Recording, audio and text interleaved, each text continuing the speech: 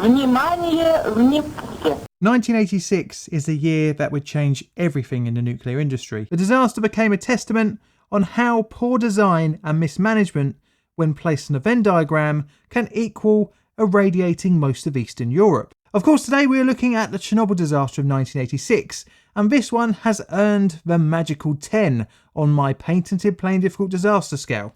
The RBMK was a bit of a unique design in the reactor world, but it was a product of evolution rather than revolution, in that it used graphite to moderate the chain reaction with light water as a coolant. This combination allowed it to use lower enrichment uranium-235 for fuel, which is not surprisingly significantly cheaper than other reactor designs.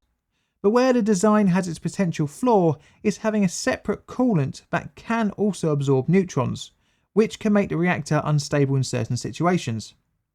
This brings up the big elephant in the room, and that is void coefficient. If not properly managed, an incident of a runaway can happen as the coolant heats up, increasing reactivity, heating up the coolant more, creating more steam, leading to greater reactivity. And this is called a feedback loop.